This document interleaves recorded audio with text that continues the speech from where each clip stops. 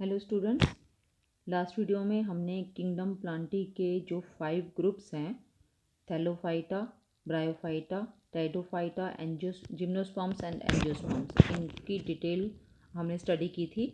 और जिस तरह से हमने उनको पॉइंट वाइज स्टडी किया था और आई होप कि आप सबने पॉइंट वाइज उसके नोट्स भी बनाए होंगे, उसी तरह से बिल्कुल हम नेक्स्ट जो हमारा जिसके बारे में डिस्कस किया हुआ है हमारी बुक में एनिमेलिया किंगडम, उसके भी ग्रुप्स की हम उसी तरह से ही स्टडी करेंगे। तो एनिमेलिया के जो मेन पॉइंट्स हैं किंगडम एनिमेलिया के, वो आप लोग पहले ही पढ़ चुके हो कि these organisms are eukaryotic, means इनकी सभी सेल्स यूकैरियोटिक सेल्स हैं। ये मल्टी सेलर ऑर्गेनिजम्स होते हैं एंड हिट्रोट्रोफिक होते हैं, means they depend for their food on other organisms. अपने फूड के लिए वो दूसरे ऑर्गेनिजम्स पर डिपेंड करते हैं।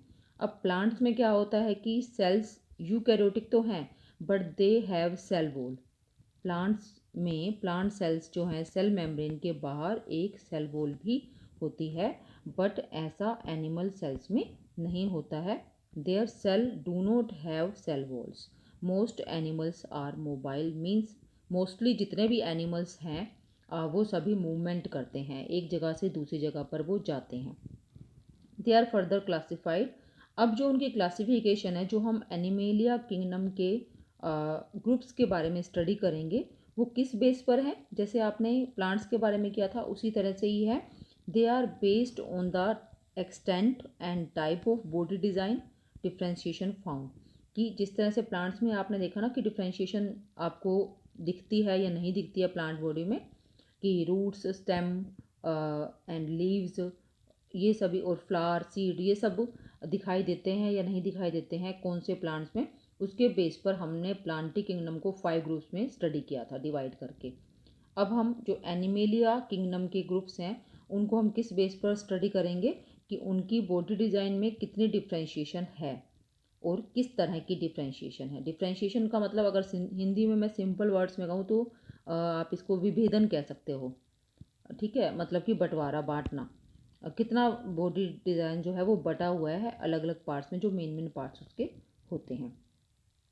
सबसे पहला जो हमारा ग्रुप है एनिमेलिया में वो है पोरीफेरा। पोरीफेरा, आप इसको अगर देखोगे सिंपल, मैं इसको याद करने की जो इसके पॉइंट्स हैं, मेन जो पॉइंट्स हैं उनको रिमेंबर करने रखने के लिए आपको एक इसका शॉर्ट में बता रही हूँ कि पोरीफेरा जो है किस वर्ड से रिलेटेड है? पोर वर्ड से रिलेटेड है ना। और पोर का मतलब होता है छेद, मीन्स होल्स, छेद या होल, छिद्र, ठीक है, जिनको हम कहते हैं। तो पोरीफेरा जो है इसके ऑर्गेनिजम्स की डिटेल्स हम वन बाय वन उसी तरह से ही आपको नोट्स में लिखनी है, नोट डाउन करना है इसको point wise. The word means porifera, porifera word का मीनिंग है ये, means organisms with holes. Organisms with hole, वे सभी ऑर्गेनिज्म जिनकी बॉडी पर होल्स होते हैं, छेद होते हैं।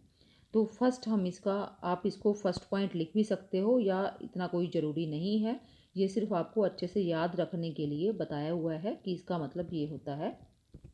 फर्स्ट पॉइंट हम यहाँ से लेंगे, these are non motile animals attached to some solid support. अब आप देखो, हमने ऊपर पढ़ा था कि मोस्टली जो एनिमल्स होते हैं ना वो मोबाइल होते हैं, लेकिन पोरीफेरा जो है मोबाइल नहीं है, इसलिए हमने मोस्टली वर्ड लिखा था।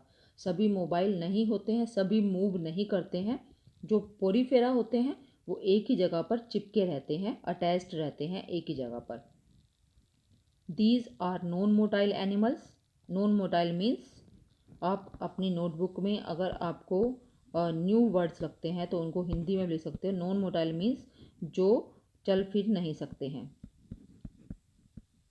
चल फिर नहीं सकते। आप अपनी नोटबुक में इसका सिंपल मीनिंग नोट डाउन कर सकते हो, चल फिर नहीं सकते हैं जो। देयर आर होल्स और पोर्स। यहाँ आपने, जैसे मैंने आपको बोला था ना कि इसको अपने फर्स्ट पॉइंट नहीं लिखना है, तो आप इसको अब सेकंड पॉइंट कर सकते हो यहाँ से। तो इसलिए अच्छा ये रहेगा कि मैं जो इसको अंडरलाइन किया था ये हटा देती हूँ ताकि आप इसको नोट डाउन ना करें। सेकंड पॉइंट आपने यहाँ से लिखना है, दीज देयर आर होल्स और pores all over the body. पूरी बॉडी पर छेद होते हैं, ठीक है। और इससे क्या फ़ायदा है? पोर्स होने से उनको क्या फ़ायदा होता है कि जब वो पानी के अंदर रहते हैं ना, कि पानी के अंदर ही रहते हैं पोरीफेरा जो होते हैं, पानी के अंदर जब ये जाते हैं तो वहीं से आप सभी जानते हो अच्छे से कि जो एक्वेटिक एनिमल्स या प्लांट्स होते हैं, मीन्स पानी में रहने वाले प्लांट्स या एनिमल्स होते हैं, वो रेस्पिरेशन कैसे करते हैं, सांस कैसे लेते हैं। जो उन्हें ऑक्सीजन चाहिए वो कहाँ से आती है, वो उस पानी में घुली हुई होती है थोड़ी सी ऑक्सीजन, उसी को ही यूज़ करते हैं सांस लेने के लिए, ब्रीदिंग के लिए। ठीक है। जो एक्वेटिक प्लांट्स और एनिमल्स होते हैं, यानी कि पानी में रहने वाले प्लांट्स या एनिमल्स, वो अपनी ऑक्सीजन की ज़रूरत कहाँ से पूरी करते हैं, वाटर में घुली हुई थोड़ी सी ऑक्सीजन को यूज़ करके। तो अब जो भी एनिमल्स हैं, चाहे वो पोरीफेरा हैं या कोई भी हैं, उनको फूड भी चाहिए, उनको एयर भी चाहिए ऑक्सीजन वाली, ताकि वो रेस्पिरेशन भी कर सकें और उनमें न्यूट्रिशन भी हो सके। तो उसके लिए जो ये पोर्स हैं, इन पोर्स के थ्रू वाटर जिसमें वो रह रहे हैं, वो इन पोर्स के थ्रू बॉडी के अंदर जाता है, और उसी वाटर के अंदर ही ऑक्सीजन भी होती है और फूड भी होता है। ठीक है। तो और वो कहाँ जाता है, सारे पोर्स कहाँ जाकर मिलते हैं, these lead to a canal system that helps in circulating water throughout the body to bring in food and oxygen. जैसे आप देखते हो ना, जैसे कि मान लो ये कोई कैनाल जा रही है, नहर मतलब, तो अगर आसपास खेत हैं तो वहाँ से पतली पतली सी इस तरह से नालियाँ निकालती जाती हैं खेतों में जाने के लिए आगे, ताकि जो पानी है सब जगह डिस्ट्रीब्यूट हो जाए। तो आप इसका उल्टा कर लो, पोरीफेरा में क्या हो रहा है कि जो पानी है, ये मान लो ये इसकी बॉडी है जिसमें कि पोर्स हैं, यहाँ से पानी अंदर आएगा और इस कैनाल में जाकर मिल जाएगा। इस तरह से मैं आपको इसका एक डायग्राम दिखाती हूँ। ये देखिए आप,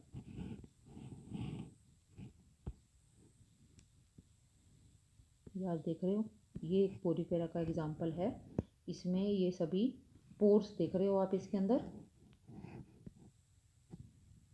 ये पोर्स हैं, ये एरो दिखाया हुआ ना, ये पोर है, ये पोर है, ये पोर है। यहाँ पोर से जो है वाटर और फूड अंदर जाता है और पूरा सर्कुलेट होता है, और यहाँ से बाहर निकल जाता है वो पानी, क्योंकि जो पानी अंदर आया उसमें से फूड और ऑक्सीजन इन्होंने यूज़ कर ली। तो जो अब पानी जिसमें से कि फूड और ऑक्सीजन निकल चुकी है उसको बाहर निकालना ना, ताकि और पानी अंदर आ सके जिसके अंदर और ऑक्सीजन और फूड हो। तो वो पानी यहाँ पोर से अंदर आता है जिसमें कि फूड और ऑक्सीजन होती है, और जब ये उसको यूज़ कर लेते हैं उसमें मिली हुई ऑक्सीजन और फूड को, तो वो बचा हुआ पानी जो है, वो जो वेस्ट वाटर होता है वो यहाँ से बाहर निकल जाता है। आपको ये नाम याद करने की ज़रूरत नहीं है, मैंने सिर्फ आपको एक डेमोन्स्ट्रेशन के लिए ये आपको डायग्राम दिखाया है, ताकि आपको समझ आ जाए कि जो पोर्स हैं वो किस तरह से होते हैं और पानी कैसे अंदर जाता है। तो हमने ये इसके पॉइंट्स नोट किए थे। First point, these are non motile. ठीक है। और second point, there are holes और pores all over the body, and there is a, आप यहाँ पर लिख सकते हो थर्ड पॉइंट में, there is a canal system, यहाँ से लिख सकते हो आप, there is a canal system that helps in circulating water throughout the body to bring in food and oxygen. These animals, ये fourth point है इसका, these animals are covered with a hard outside layer or skeleton। जैसे human being के अंदर अंदर skeleton होता है, skeleton means bones का एक सिस्टम होता है, हड्डियों का ढांचा होता है। तो आप इसको इनके अंदर कह सकते हो कि इनके बाहर बाहर बॉडी के बाहर जो है एक हार्ड कवरिंग होती है, एक सख्त कवर होता है, जिसको हम उसका स्केलेटन कह सकते हैं, बाहर का स्केलेटन। ठीक है। These animals are covered with a hard outside layer और स्केलेटन।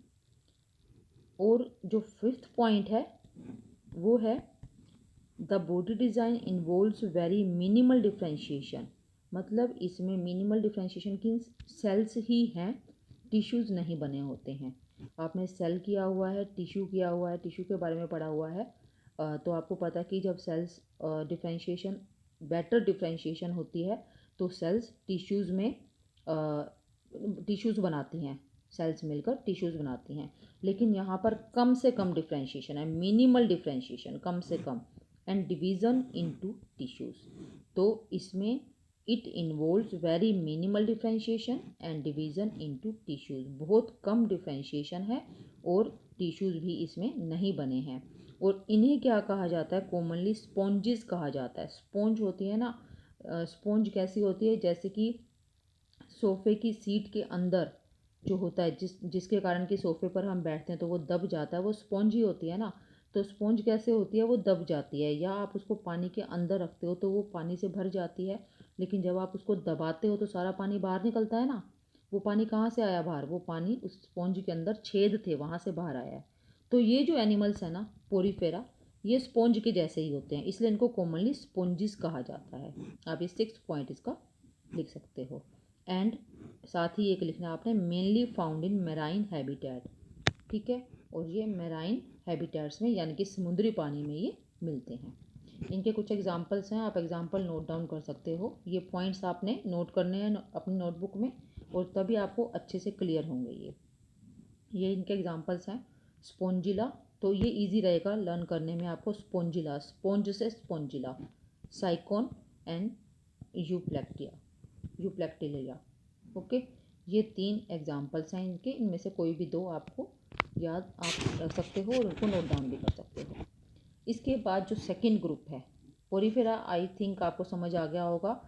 ब्रीफली मैं बताती हूँ। फर्स्ट, इनकी पूरी बॉडी कवर्ड होती है पोर से, ठीक है। सेकंड, पोर्स के थ्रू जो है फूड और वाटर को लेकर ऑक्सीजन को लेकर वाटर अंदर जाता है एक कैनाल सिस्टम के अंदर, और वहाँ पर ये वाटर सर्कुलेट होता है। सर्कुलेट मतलब पूरी बॉडी में घूमता है और फूड और ऑक्सीजन सप्लाई करता है।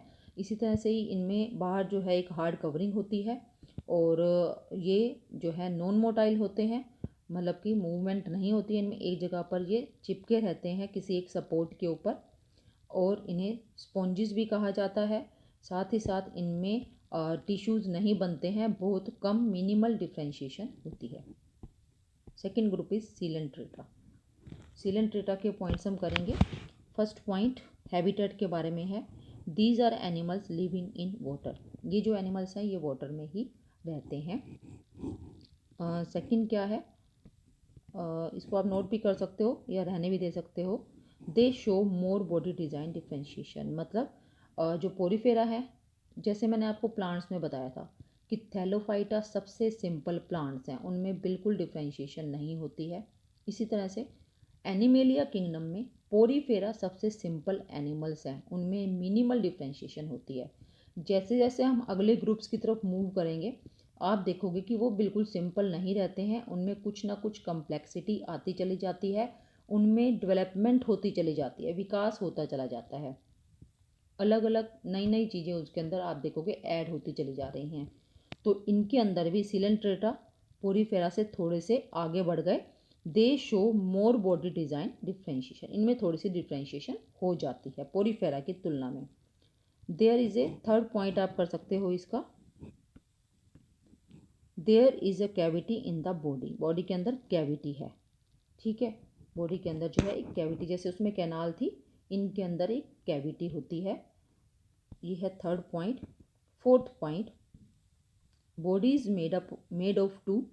आप ये पॉइंट्स नोट डाउन कर लेंगे, आपको नोट डाउन करने हैं ये, इसको पॉज करके आप नोट डाउन कर सकते हो या कर सकते हो। फोर्थ पॉइंट है, the body is made up of 2 germ layers या 2 लेयर्स ऑफ सेल्स।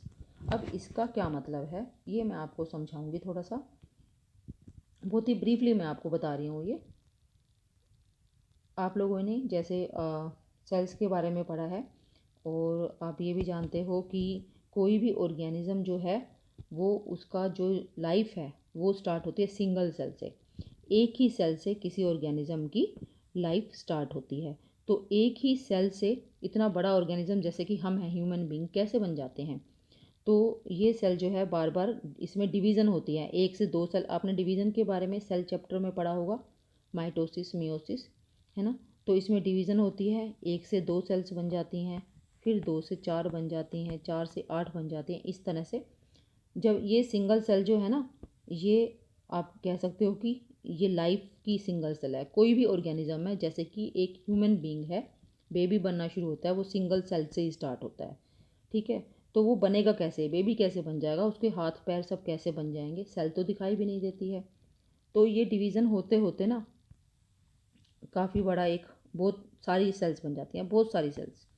मैं आपको बहुत ही सिंपल वे में पूरा नहीं बनाकर दिखाऊंगी, ये इसी तरह से बनाऊंगी। अब ये बहुत सारी सेल्स बन गई ना, तो कुछ ऑर्गेनिजम्स में क्या होता है, अब यहाँ पर आपको ध्यान देना है, जो मैंने पॉइंट आपको समझाना है ना मैं वो यहाँ से समझा रही हूँ। कुछ ऑर्गेनिज्म में तो होता है ये जो सारी सेल्स है ना ये दो लेयर में बढ़ जाती हैं। एक लेयर ये हो गई और एक लेयर ये हो गई, दो लेयर्स बन गई सेल्स की। ये सेल्स हैं जो मैंने ये बनाया ना, ये एक लेयर है सेल्स की और ये दूसरी लेयर है सेल्स की, बीच में कुछ नहीं है। ठीक है, दो लेयर्स बन गई अलग अलग। जो बाहर वाली लेयर है ना वो तो क्या बना देती है, स्किन बना देती है। ठीक है, जैसे हमारी स्किन है स्किन बना देती है। और जो अंदर वाली लेयर है, जैसे हमने क्या पढ़ा सिलेंट्रेटा में क्या है, कैविटी है। फॉर एग्जांपल आप मान लो कि मैं आपको ना इसका एक एग्जांपल बता रही हूँ, ये डायग्राम भी दिया हुआ है, आप ये देखो, ये है हाइड्रा, है ना। तो इसमें जो बाहर वाली लेयर है ना वो तो ये बना देगी, ये इसकी स्किन हो गई। और अंदर वाली लेयर ये कैविटी है पूरी, आप देख रहे हो ये कैविटी है। कैविटी को मैं दूसरे कलर से दिखाती हूँ। ये बाहर वाली लेयर है, मैंने आपको बताया कि दो लेयर्स बन जाती हैं, बाहर वाली लेयर जो है वो ये बना देती है। ठीक है, और आप इसमें देखो ये जो अंदर है ना ये कैविटी है पूरी। और कैविटी, कहीं कैविटी का मतलब एक खाली गुफा टाइप हो गई। ठीक है, बिल्कुल खाली है ये, या इसके अंदर पानी होगा, पानी जा सकता है, मतलब इसके अंदर सेल्स नहीं है। तो अंदर वाली जो दूसरी लेयर थी, एक लेयर हमने देख ली, दूसरी लेयर इस कैविटी को सराउंड कर रही है ये। ठीक है, ये दूसरी लेयर है सेल्स की।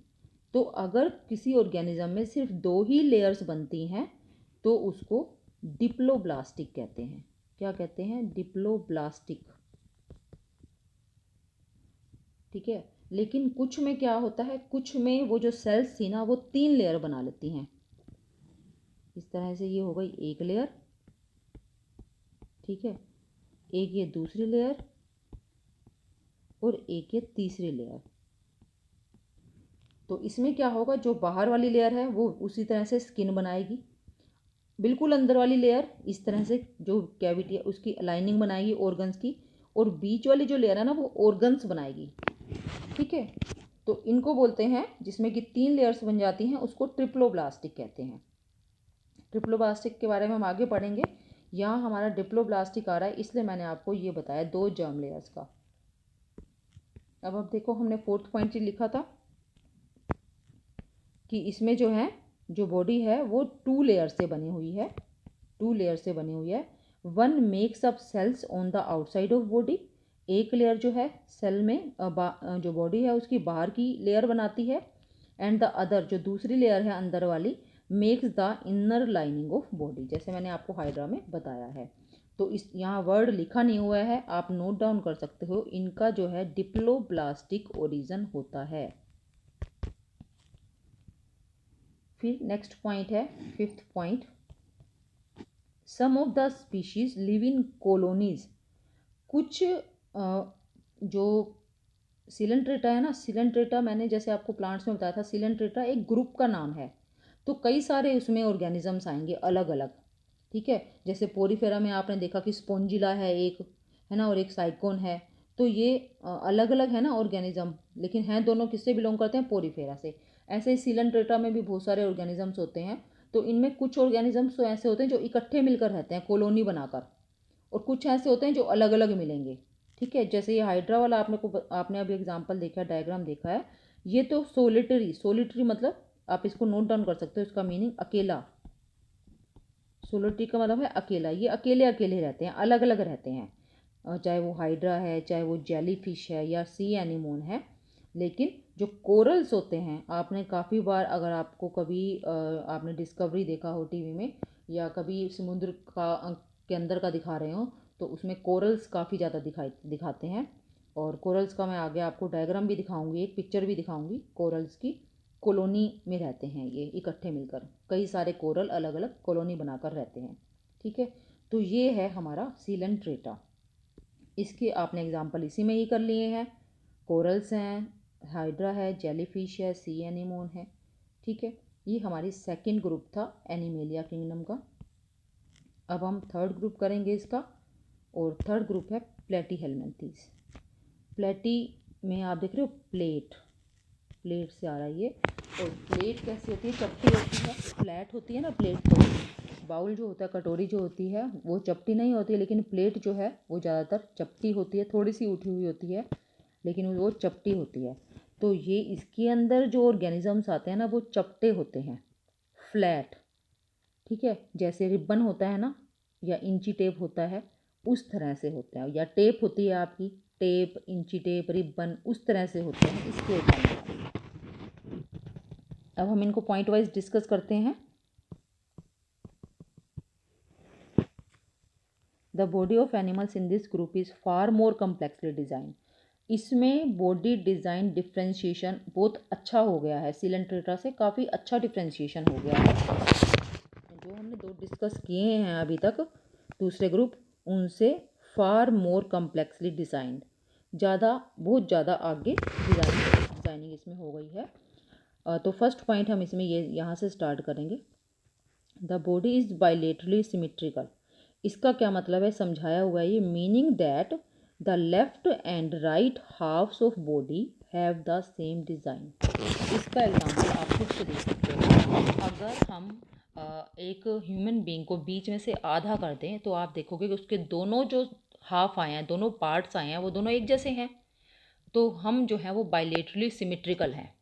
अगर हम हाफ कर दें अपने आप को बीच में से, नाक की सिधाई में से बिल्कुल ऊपर से लेकर नीचे तक, तो दो जो पार्ट्स होंगे वो दोनों बिल्कुल सेम होंगे। इसका मतलब है we are bilaterally symmetrical, our body is bilaterally symmetrical. Bi का मतलब होता है दो, लिटरल मीन्स साइड्स, सिमेट्रिकल आप ये कह सकते हो कि सेम है। ठीक है, body is, first point is the body is bilaterally symmetrical.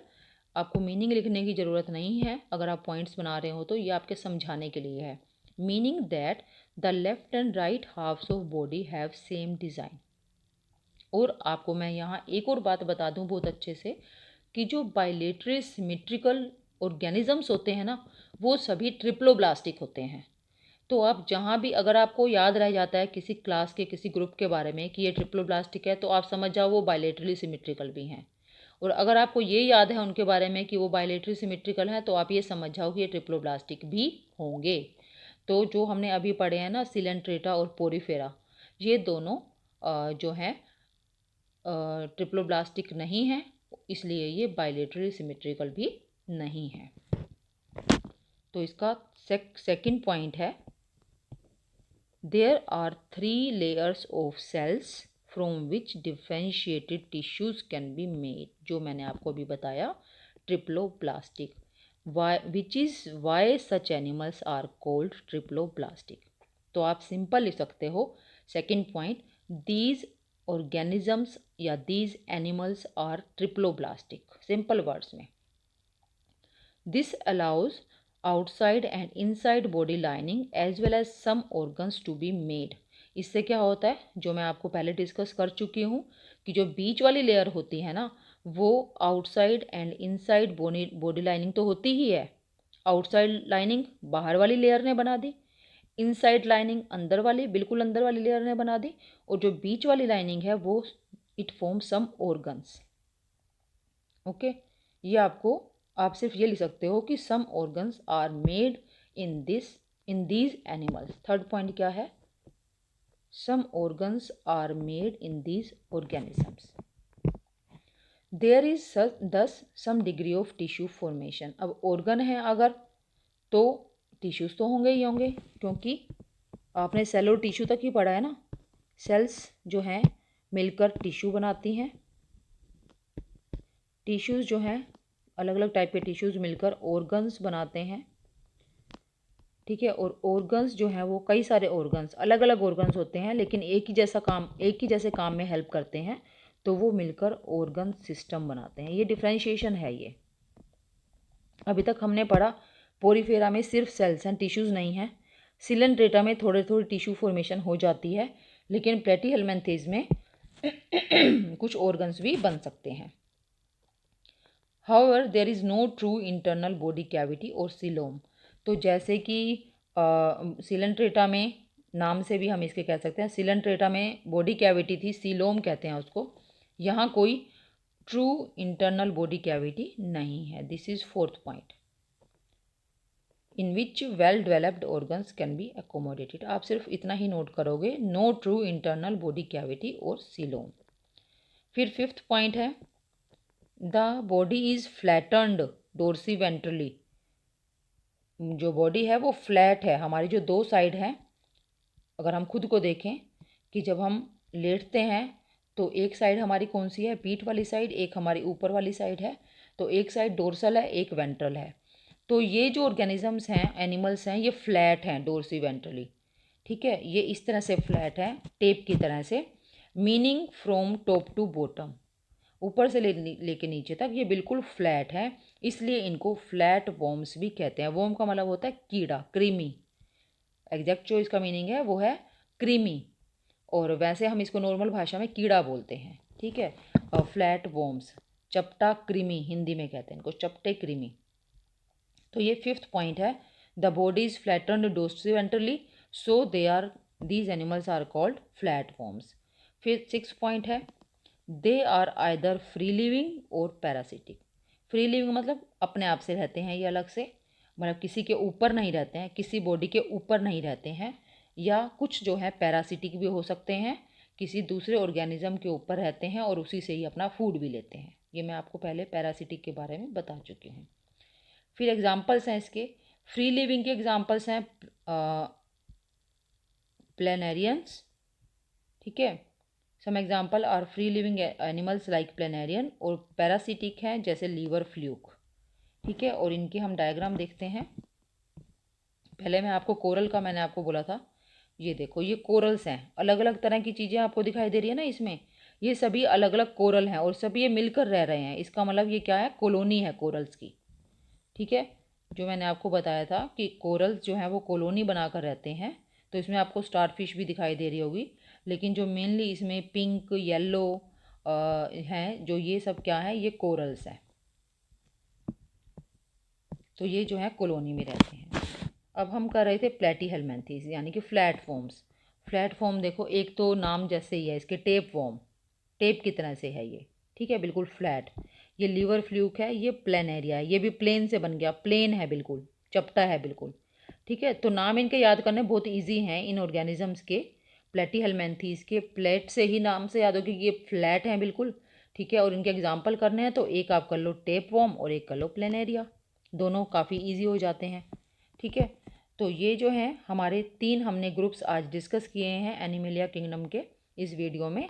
बाकी के जो ग्रुप्स हैं हम वन बाय वन करेंगे, अच्छे से करेंगे, ताकि आपको सभी पॉइंट्स अच्छे से क्लियर हो जाए। हमने कुछ जल्दी जल्दी नहीं करना है, समझ के करना है।